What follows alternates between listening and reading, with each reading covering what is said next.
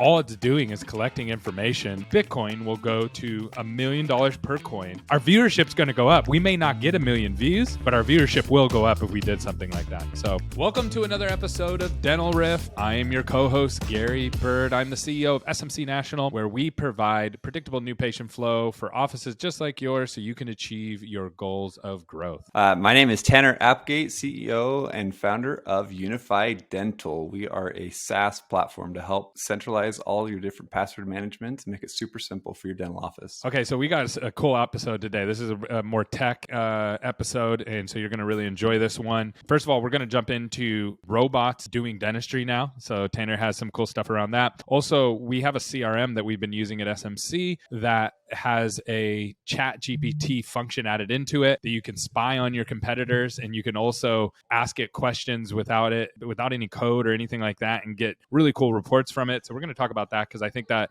will definitely help some offices and some DSOs out there. And then lastly, how the CTO or former CTO of Coinbase made $1 million bet that Bitcoin is going to $1 million in 90 days because of banks collapsing and hyperinflation. And so we're going to talk through that. And hey, sorry to disrupt the show, but I just have a quick commercial for you.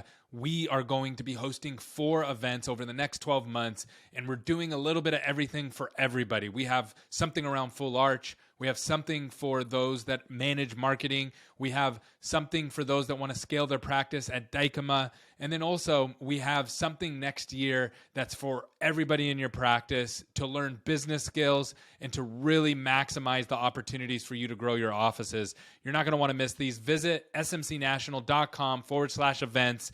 These are going to be the premier events that you're going to want to go to make sure that you're getting the tactical skills that you need to continue to grow the way that you want, because at SMC, we're all about growing. I'm really excited about this robot one, Tanner. So why don't you open up with that? Yeah, so let's go there. It's been something that obviously like sci-fi movies since we were kids, Gary, right? Like robots are going to take over the world. You look at Terminator and all these things. And so I've always thought, okay, dentistry is relatively robot proof, right? You're dealing with like millimeters, like you're so small in like the space in which you're doing things. I was like, okay, I can't imagine that happening. Until a while ago, I started seeing, I don't know if you saw those on like Instagram or TikTok, but like the little robots that would like suture up a grape or whatever. I was like, oh man, maybe it is going to come to dentistry. And so it is officially here. There's a company called Yumi Dental Robots that has built out a robot that will help with implant surgery, right? So it's not 100% automated. From what I gather, it is still keeps the dentist involved for now, right? But what it is it really kind of helps guide to make sure, okay, you're not going out of the area that you should be. And it really kind of says, okay, this is exactly what you should be doing. What are your thoughts on that? The fact that we're getting into that world. Yeah, I've actually seen these before. They're really cool. So they're like robot guided, but the thing that's just the first step, right? So no one really talks about this is that all it's doing is collecting information on how to do the thing properly. It's learning from the humans, and it'll get to the place where it's actually better than the humans. And Tesla is doing the same exact thing. Tesla is putting all these cameras on all these cars, and it's collecting massive amounts of data to be able to learn how cars drive, how humans interact, how people go through yellow lights or go through, and all those things, all the interaction of every single transaction. So I think this is really, really cool. Obviously, we're still going to need humans. So I know people freak out when they hear this stuff and go, oh no, this is not, this is going to end the world and there's just going to be robots and we don't even need humans anymore.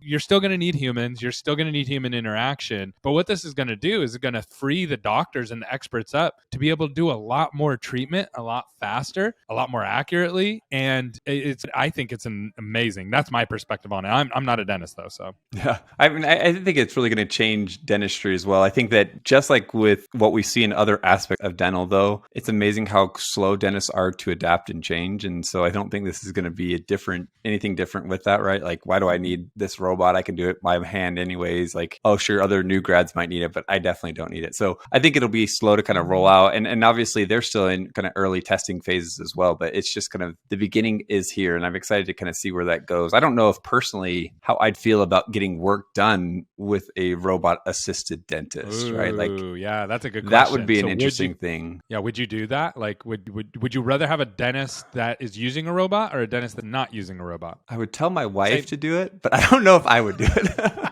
Oh man, would your wife be comfortable with that? Is she more comfortable with that kind of stuff? No, she No, wouldn't be comfortable with that. She'd be no. like, Okay. why is there only 3 of them out in the United States? Why do I need to be going to the one dentist that in the Okay, area that has one? that's a good point. So I don't want to be the first guy practicing on this. I don't want to be the first robot dental implant, but I definitely over time I think it will become more safe. It's kind of like autopilot. So if you've ever used autopilot in a Tesla before, when you first do it, it's kind of scary. But then when you realize, especially on the freeways, way safer than humans. Like it's Oh, yeah. way safer. Is there still accidents? Of course there's still accidents and things happen, but way safer than humans because humans get distracted and robots don't get distracted. And so over time, it'll become better and better and better. And again, I think it's just going to be able to allow doctors to be even more awesome than they are already. Yeah. And as I'm sitting here thinking about it, you're right. I trust autopilot for some reason, but yet when there's a human guided robot, I don't trust it for some. Like my life is in my hands with autopilot, but it's only my mouth that's in the doctor's hands, and I still don't trust it for some reason. Yeah, not even just a tooth, just one tooth that it's working on, right? And so it would, even if something went wrong, you would be able to get it back. So I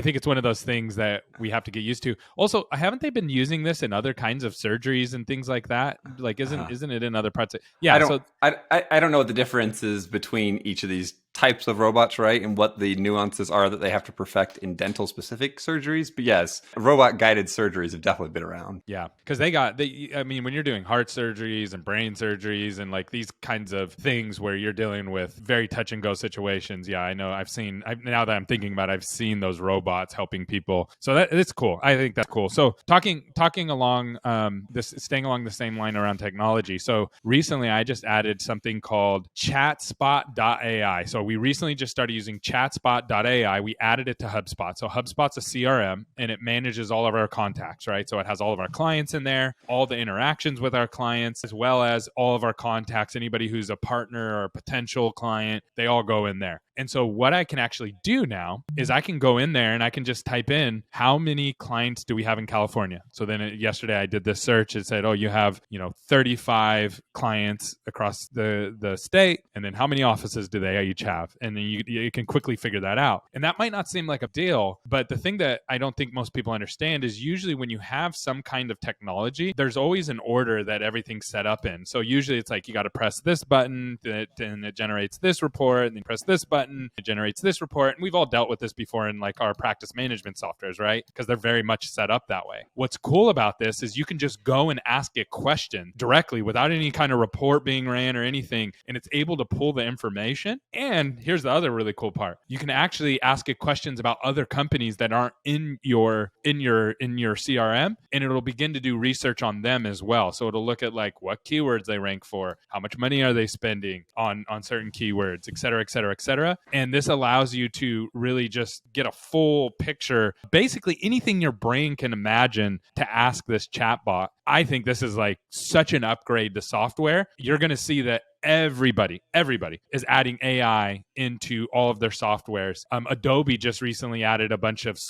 AI suites to create images, and which I think is fascinating. So have you seen anything like this or played with anything like this? There's this one company that I've been following that's very similar to this, right? So essentially your tool, what it is connecting into the back end data, if I'm understanding it correct, and is able to therefore kind of quickly process through these learning models that kind of have you do things. What's happening now is like if you go and there's models in which things happen in a sequence, and so you can start sequencing data, right? ChatGPT is one of those. Like the words are formed in a way that the sequence matters, and all of a sudden the output becomes different. And what's happening now is there's actually companies that are taking these sequential models and they are recording workflows on people's computers to be able to then go in and automatically replicate those workflows, right? So they're training these models on these habits and on these things that they're achieving. And now all of a sudden you can use natural language model to go in and say, hey, go ahead and update this person's record in Salesforce with this information, or go ahead and do these complex tasks, right? But what is mind blowing to me is that it's just really kind of taking these learnings of how we do it and creating automations around it after enough iterations of it. So that's what's going to happen in dental. So cool. Yeah, that is so cool. So what software is, what is the name of the software that does that? Let me pull it up. But this happens all the time, right? Where I'll do something something inside of a company, inside of our company, and then I just say, yeah, this is just how we do it. I don't, it's super easy. And then other people see it and they're like,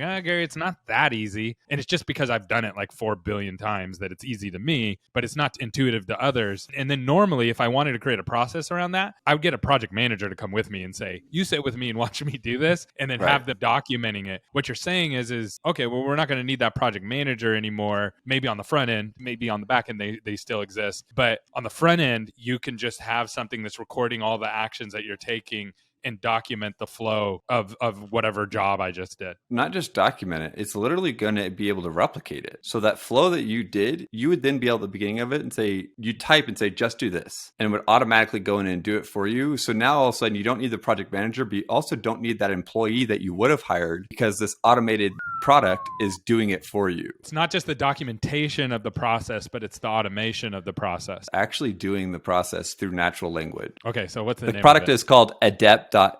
I'm going to look that up. That's really cool. I want to talk about that more. Okay, I want to talk about that product more. So we'll definitely do that in the next show or sometime soon. All right, so let's talk about Bitcoin going to $1 million. So this is not financial advice. So I'm just going to start off by saying that I don't know if this is going to happen. I don't think this is going to happen. I'll say that. But it's very interesting. So the former CTO of Coinbase. So Coinbase is one of the biggest exchanges for crypto and things like that. He came out and he said, I will bet anybody $1 million, Bitcoin will go to $1 million per coin. Right now it's sitting at like 27, 26, 28,000, somewhere in there. So it's going to 4x basically. Or no, I'm sorry. It's way more than 4x. 4x just to get to 100,000. Yeah. It's huge, right? So he said in the next 90 days. So it's going to go to $1 million in the next 90 days. And the reason for that is because of the bank collapses that are happening. Banks continue to shut down or consolidate and do things like that. That's going to create a trust issue with people, and people are going to run to an asset that like Bitcoin, and that's going to drive up the price. Now, he said this is not likely to happen. He said there's about a 40% chance or something like that. He threw out some statistics, and he said, here's what needs to happen to make this happen. But I just found it fascinating that he was willing to bet $1 million. And then he bet with somebody $1 million that that's going to happen. And they did a smart contract and set that all up. So I am absolutely fascinated that he would put $1 million on the line and put that short of a timetable on it. But it really ties back, not just about like the technology of the Bitcoin, but then also what the economic outlook looks like. Are we at the beginning of this thing? And these banks have huge issues, and there's a lot of things that we're missing or we can't see, and there's going to be more follow, or this is kind of, we're at the tail end of this like bad economy or whatever, or we're in the middle of it, right? Like that's so hard to fill, and I'm trying to fill that out, talking to people, working with other businesses, and it's so hard to gauge where we're at in the middle. It feels like we're in this big ocean and we're kind of floating in a direction, and it's hard to tell where we're at or where we're going. Yeah. So what's your take on this? What do you think? I don't think we're going to go to $1 million. That would be crazy. That would be astronomical. But I will say I went through every single account that had over $250,000 on it that I had, and I moved money out of those accounts and either put it into stuff like Bitcoin or put it in other accounts. So before I never even thought about that, right? So I'd have money sitting in an account. If it was over 250,000, no big deal. But now in my brain, I'm like, okay, well, I'm only insured up to 250,000. I don't trust that right now. So it's caused me to behave differently. Yeah, I don't think it's going to happen either. I think that the reason why I would think that this guy is going to lose $1 million, which is crazy to me that he'd be willing to put $1 million into it. That's the craziest part of the story to me, is that a bank collapse is it is triggered by a PR, right? Like how much are we talking about it and getting people anxious about it where all of a sudden now it happened. And the reality is in my world, which I don't feel like I'm completely isolated from news about these things, is that the PR of it has died off, right? Like I haven't heard anything about any of the banks within like the last week or two. And so because of that, I don't think that that's going to continue to get worse, because the scare or the kind of the feeling about it isn't there, right? Like there isn't this constant worry about it or constant talk about it like it was a couple years ago. It happened for 2 or 3 weeks and I feel like it's died off. Maybe not. I mean, what about you? Are you hearing those things? Yeah, I am. Yeah, I see it all in all the financial YouTube. They're still talking about it. Silicon Valley Bank getting bought by this other bank for pennies on the dollar, and how that doesn't solve the underlying issue, et cetera, et cetera. It's getting very complicated though. And I think that's where if I'm sitting there and I'm like trying to understand it and trying to get context around it, and I'm just like glossing over, not that I'm the smartest guy in the world, but usually when I try try to learn something, I can usually get the bits and pieces to make an opinion out of it. Right now, I can't make heads or tails of it. It's so convoluted at this point. That's the part for me that causes me to raise eyebrows. But I do think Bitcoin's going to continue to go up if banking situation or if just people's, inflation continues to be an issue. So that's where those two underlining things can kind of meet. But I don't think Bitcoin's going to $1 million. Totally not. I think it's wild that he bet $1 million. I think that's a story in itself. I don't care how much money you have. When you bet $1 million, that's crazy. I wonder if it's one of those you wink as you do the handshake on it. Yeah, just because then if you lose, he ends up sending it back to you anyway. So we could be like, hey Tanner, I bet you we're going to get 1 million views on our next podcast, and you're like, no way, we're not going to get 1 million views. We only average hundreds of views, and then we make a bet, but then we use that as PR. And we don't really bet. And then it drives up the cost or drives up our views on our podcast because people are like, Gary and Tanner just bet $100,000 that they're going to get 1 million views on their next podcast. And guess what's going to happen? Our viewership's going to go up. We may not get 1 million views, but our viewership will go up if we did something like that. So that sounds like a pretty good marketing plan, actually.